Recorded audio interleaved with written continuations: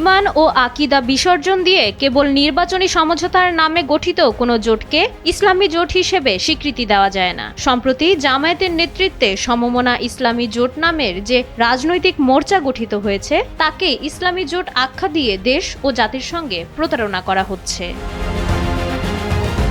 দেশের শীর্ষ ওলামারা এমনই এক বিবৃতিতে এই তথাকথিত জোট নিয়ে সাধারণ মুসলমানদেরকে বিভ্রান্ত না হওয়ার আহ্বান জানিয়েছেন। আলেমদের মতে, যারা নবীদের নিষ্পাপ হওয়া বা ইসমতে আম্বিয়া স্বীকার করেন না এবং সাহাবায়ে কেরামকে সত্যের মাপকাঠি হিসেবে মানে না, তাদের সঙ্গে ঐক্য গড়া মূলত ইসলামী চিন্তা চেতনার সুস্পষ্ট পরিপন্থী। প্রকৃতপক্ষে এ ধরনের ঐক্য কখনোই ইসলামের ঐক্য হতে পারে না।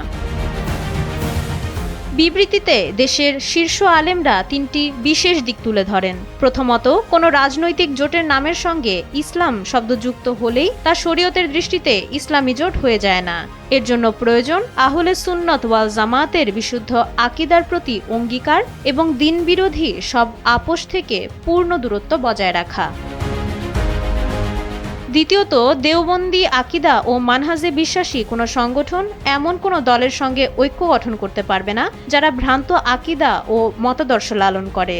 এ ধরনের ঐক্য সাধারণ মুসলমানদের মাঝে ভুল বার্তা পৌঁছে দেয় এবং দ্বীনের মৌলিক অবস্থানকে দুর্বল করে।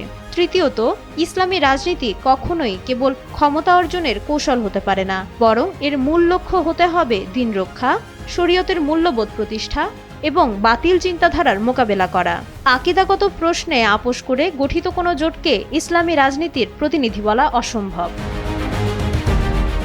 আল্লামা শাহ মহিবুল্লাহ বাবুনগরী, আল্লামা খলিল আহমদ কুরাইশি, বায়তুল মোকাররমের খতিব মুফতি আব্দুল মালেক, আল্লামা নুরুল ইসলাম অলিপুরী সহ দেশের শীর্ষ আলেমরা এই বিবৃতিতে দ্ব্যর্থহীন কণ্ঠে জানিয়েছেন, উক্ত সমমনা ইসলামী জোটকে তারা ইসলামী রাজনৈতিক জোট হিসেবে কোনোভাবেই স্বীকৃতি দেন না। একই সঙ্গে আলেম ওলামা ও সচেতন তৌহিদি জনতাকে এ বিষয়ে সতর্ক ও দায়িত্বশীল ভূমিকা পালনের জন্য আহ্বান জানানো হয়েছে।